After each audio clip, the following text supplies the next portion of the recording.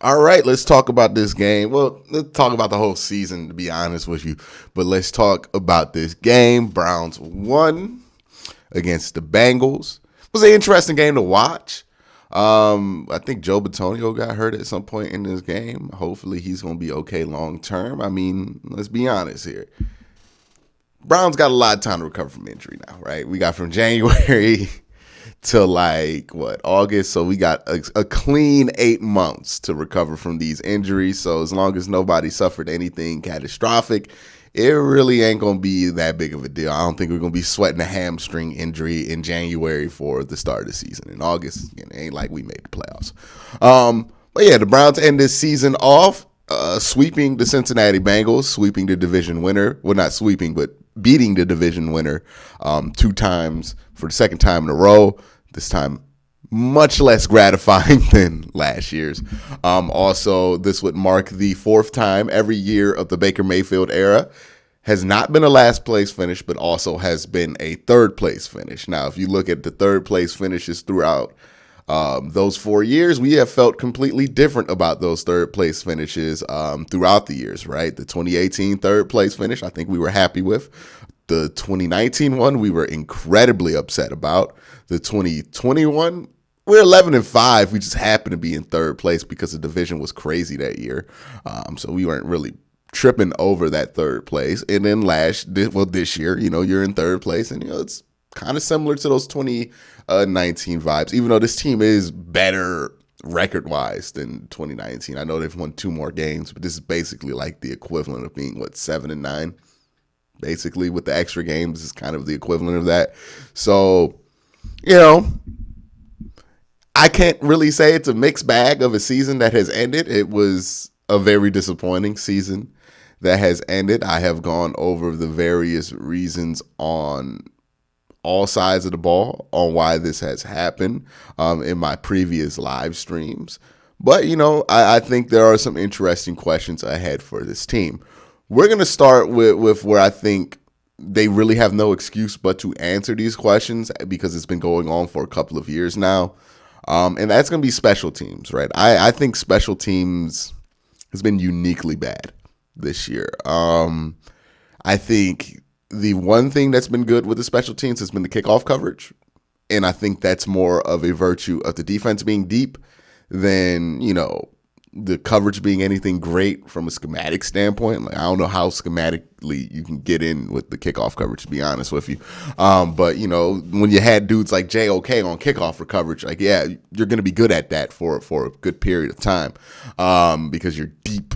But other than that, man, the kick returns, the punt returns, not been great. Punt returns been a little bit better than last year, but even then, it's like I don't trust any of the dudes they have back there. Demetric Felton can't catch.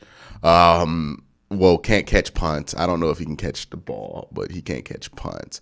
And Donovan Peoples-Jones, y'all know how I feel about Donovan Peoples-Jones returning them balls. Like he tries to do too much, and it gets him in trouble a lot. And unless you are a dominant punt returner, I really don't need you to do too much, right? There is a place in my heart for the Jim Leonards of the world, the possession punt returners, who are just going to make sure you maintain possession, because sometimes it's all we need the punt returner to do. Sometimes it's not worth the extra 5 yards you might be able to get because you might also fumble. Like, it's just one of them things, man, where Donovan Peoples-Jones, when he's punt returning, I think he puts the ball at risk far too often. And it's not worth it, considering what the upside of it is. So I'm not a big fan of him out there returning punts. Kick return, look, if you can't bring back Dearness Johnson, that's your best kick returner. I don't know who's returning your kicks next year. So they're going to have to address that in the draft. And then let's talk about punter. I don't advocate for drafting a punter ever. So they're just going to have to find somebody who can punt in free agency or undrafted free agency or wherever they feel like they can get a punter, but that clearly needs to change. And I would prefer it be a veteran, you know what I mean? Somebody who's punted well, decently before. I know Colquitt's on the roster, but Colquitt, he looks pretty done. He looks, pretty old at this point. And then let's talk about kicker. Now, I want to do this with some grace because I know I make people mad when I talk about kicker. Look, I don't think kickers aren't important. I think kickers are important to a point. I do. But I think how you find a great kicker, right? If you want a Justin Tucker or something like that, I think it's less scientific and more just chance, to be honest with you, right? Like, I think when teams catch themselves trying to draft kickers, they usually catch themselves in trouble. Like, there's more embarrassing kicker draft picks than there are, ones that worked out. Like, Sebastian Janikowski is the one crazy kicker pick that's worked out. And then there's a list of busts after that, like a huge list of just ginormous bust after bust after bust when you draft a kicker. I think, evaluating a kicker is basically the same thing as rolling the dice, right? So if we're going to roll the dice, we might as well roll the dice, but not in the draft, but like just keep signing kickers until you find one that sticks. Like, that's how I think you solve the kicker problem with this team. If you just keep signing them, every time a kicker shows you that they're not consistent, just get rid of them the second they do that. Not like give them 2 weeks, not like give them a chance. No, get rid of them the second they do that. And then when you find one that kicks the ball, for 14 games or whatever, boom, you got a kicker, right? That's what the Ravens did with Justin Tucker. That's how they found Justin Tucker, right? Billy Cundiff missed that kick. They got rid of him. Boom, Justin Tucker happens to be great. They didn't draft Justin Tucker. You found him by chance. So that's kind of how we got to roll with this thing, man. I feel like we got to find him by chance. I feel like we got to just get rid of this attachment to every kicker they sign in the building as if he's going to be the guy and just let that happen, right? Let him prove himself. And if that kicker does not prove himself, then he's gone. You know what I mean? So, I feel like they need to adjust how they look at these kickers, in my opinion, at least. But that's special teams, right? Special teams been a mess. I don't know if they get rid of Mike Prefer, to be honest with you, right? Because he's usually the guy that if you need an interim head coach or if you need somebody to step up for a game because somebody popped on the COVID test, he's the dude who can handle those head coaching responsibilities. That being said, somebody did tell me that Bill Callahan is still on the coaching staff, obviously, so he could handle those responsibilities. He's been a head coach before. But I don't know. I feel like this is going to be a critical year for Mike Prefer because I think I would think he has, because most special teams coaches have a heavy hand in the evaluation of these kickers and punters. And it's been subpar the last 2 years he's been here. It really has. The kicker punter game thing's been subpar. Finding kick returners has been subpar. It just hasn't been great from a special team standpoint since he's been here. Now, the defense, I feel like they had like a rough few games at the beginning of the season, and then I think they had that one real rough game versus the New England Patriots where they gave up 45 unanswered. But after that, it seemed like they just tightened things up. We didn't really get a bad defensive performance from them since then. I mean, the defense has been great. It's been great when people ain't been talking about firing Joe Woods, and that's all people want to talk about sometimes is firing Joe Woods. So the defense has been great. Now, who do you re-sign on the defense? That's a bigger question, right? Jadeveon Clowney, 9 sacks. At 29 years old, once he hits free agency, it's going to be interesting to see what the market is for him, right? Because he's a pass rusher, kind of like, you could say 29 might be a little past his prime, but he just had his second best year of his career. But he's older. He has a heavy injury history. Like, I'm wondering to see what teams are going to be willing to give him anything long term and what kind of money people are going to be willing to give him short term. Because again, he has things with his history that just preclude him, no matter how much he produces, from teams signing him. And I think it's too late in his career, unfortunately, for those things to be forgotten about and just kind of wiped aside. I think people are going to factor those things in regardless of how well he played. And it's going to be interesting to see what his free agency value is going to be this offseason if the Browns have a chance to retain him. Malik McDowell, clearly somebody you want to retain. On the defensive backside, Ronnie Harrison's probably gone, right? Like, I don't think there's much room for him. I mean, I just don't think they're going to keep Ronnie Harrison because John Johnson's still here. You have him under contract. That's a strong safety. And then you have Grant Delpit. Maybe you want some depth, but you did draft Richie LeCounte. Javonte Moffitt looked fine when he was playing the safety position this year. So I think you're set there. Linebacking, I think Anthony Walker might be gone. That's more of a credit to JOK than it is a discredit to Anthony Walker. And I think maybe you keep Malcolm Smith. You can have Taki, and then Jacob Phillips, and then that's kind of your rotation there, right? One veteran, 3 young guys, and that's the whole situation there. Defensively, I think you're pretty set, man. Like, look, at the end of the day, more than likely, this defense is going to return Myles Garrett. This defense is going to return Denzel Ward. We know they're going to have Greg Newsome. We know they're going to have, a lot JOK. We're going to have pieces. So defensively, I think they're fine. Yes, they're losing some guys on the defensive line, but I think overall they have a really, really solid unit with some really solid young players coming up there. Now let's talk about the offense. Now, look, I know we're all going to talk about quarterback. I've talked about quarterback all week. I've been trying to navigate this minefield all week, but it's just something that needs to be talked about. Now, before I get to that, because people think once you talk about the quarterback that if you don't have a positive opinion about the quarterback that you also are giving everybody off the hook for the bad offensive play. No, Kevin Stefanski was bad this year. I think Kevin Stefanski and Alex Van Pelt were bad this year. I don't think there's anybody arguing the latter, that they weren't bad this year, right? The play calling was bad in spots, in ways that you cannot just excuse on bad execution. It was bad. My thing with the whole coaching staff is, it's Kevin Stefanski's second year. He was coach of the year last year. I'm not ready to give up on him because he had one bad year. I'll give him that grace. The same grace we gave Baker Mayfield when he had a bad year in 2019. Same grace I'm going to give Kevin Stefanski here because he's young. He's a young coach. He needs to adjust. And I get why people don't want him to call the plays anymore. But to me, it's like if you're going to invest in somebody calling plays and going through the growing pains of play calling, I would rather it be your head coach that is going to be here rather than developing an offensive coordinator who, if you play well next year, could be gone. Right. So I'm here to stick with Kevin calling the plays just because it's better for the long term if he gets good at it. But yeah, Kevin was bad this year. I'm not making a point against that. Kevin was definitely bad this year. He needed to be better. The offensive line, I think the interesting thing about the offensive line, I think the thing that a lot of people who have missed when they talk about the offensive line is the Chris Hubbard injury really messed up a lot of things for the offensive line this year, right? And what I mean by that is Chris Hubbard is not just your backup swing tackle. He's also your backup guard. And like he even played a little center, right? Like he's literally the backup. He's the second string of everybody on the offensive line, right? The offensive tackles, the guards, and the center.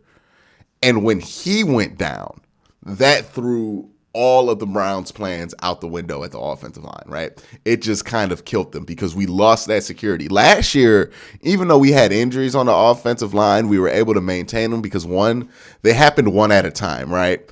And we had Chris Hubbard for most of the year. It was, hey, the guard, Wyatt Teller went down. Cool. Plug Chris Hubbard in. Okay, Jack Conklin's down. Cool. Plug Chris Hubbard in. And we were able to plug Chris Hubbard in and do what we needed to do. For the most part. So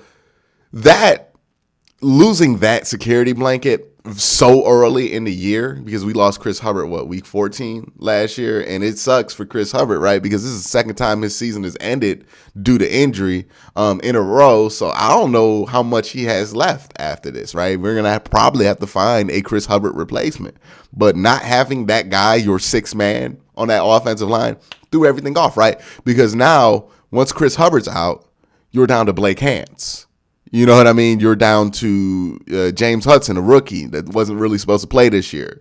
You're down to third stringers, fourth stringers on the offensive tackle and in the offensive guard and whatever you do at center, right? You're relying on a lot of different moving parts instead of just being able to plug a veteran in like Chris Hubbard. That's the thing. We had no veterans to plug in when the offensive line got hurt this year. Chris Hubbard was the veteran. Once he went out, boom, we had nothing but inexperience there.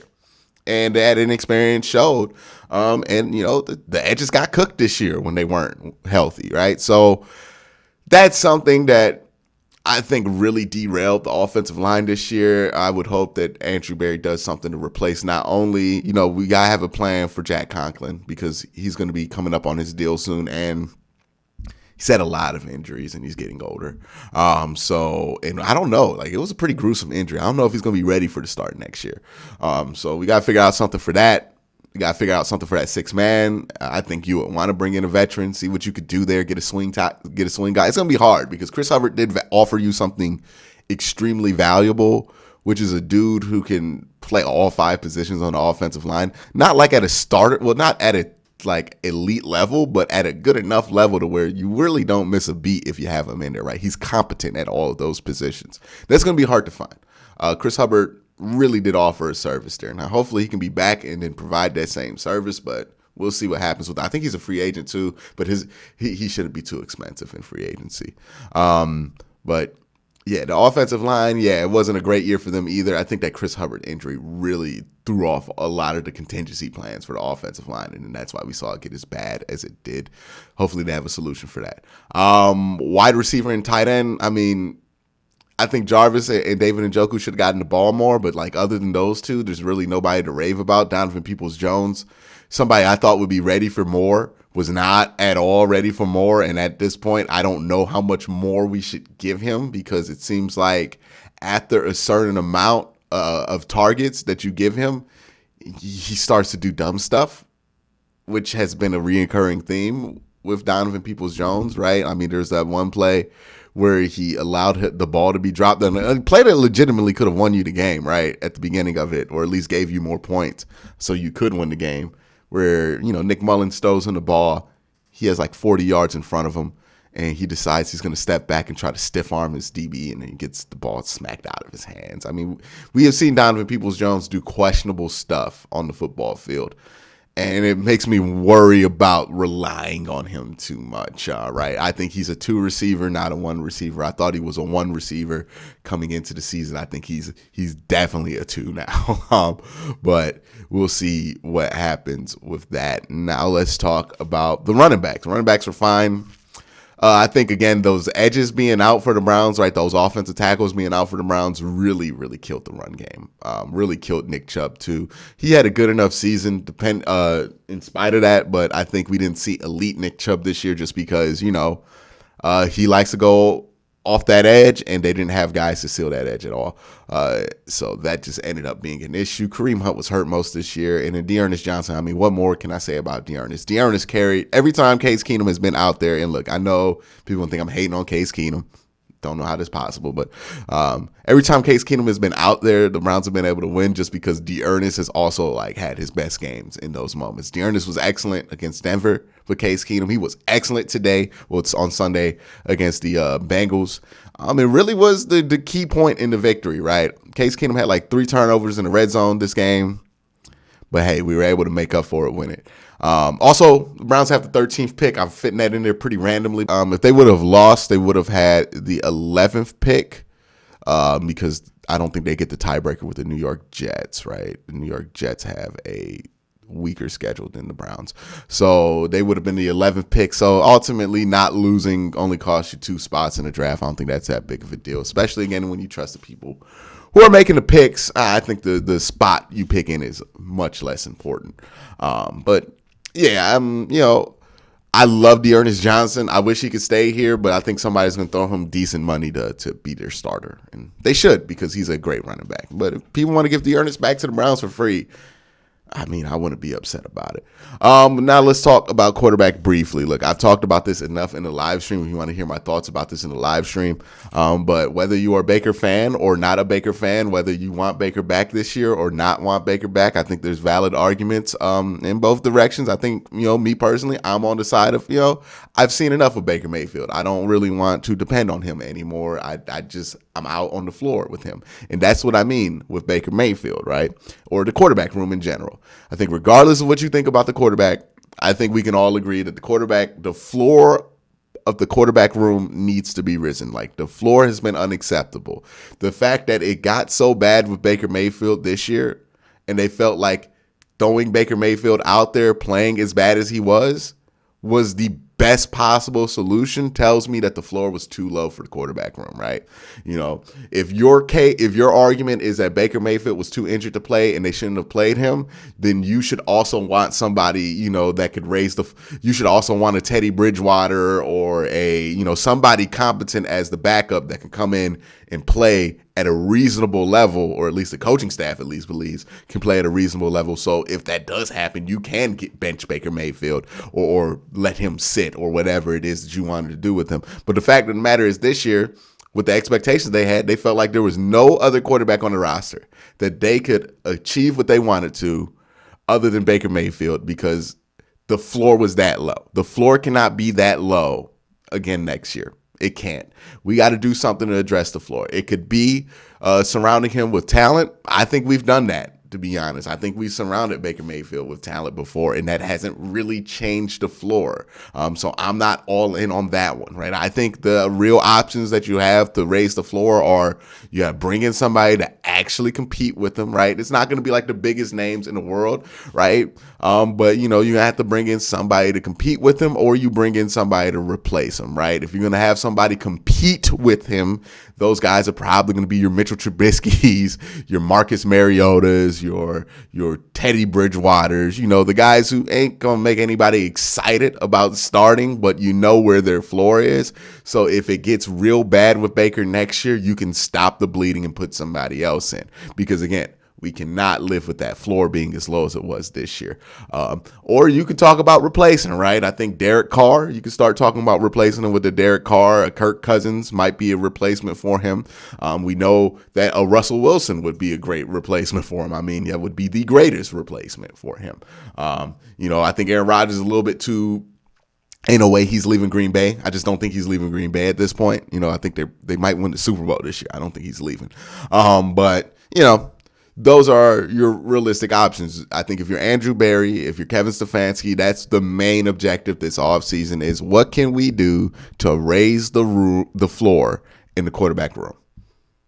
You got to figure out, you got to have an answer for that. You cannot come back next year running it back with Baker Mayfield and Case Keenum and nothing really changing. I just don't think that's an acceptable way to come into this year. You got to figure out a way to raise the floor because we know the ceiling's high enough to win with Baker Mayfield. It's just when that floor gets dipping as low as it has, you can't live with it. And it's really tanked two promising seasons in his career, right? 2019 was a promising year.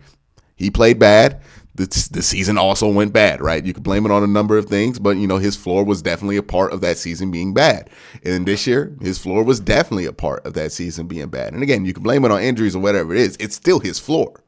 So, we'll see what happens with the quarterback room. I think they really need to figure out a way to raise the floor there because if they don't, I think they're setting themselves up for more disappointment, and I don't really want to see that happen. So hopefully they do something about that. But that's my thoughts on this game at the end of the season. There's going to be more videos coming out throughout the week. I'm planning on doing a lot of collabs, hopefully.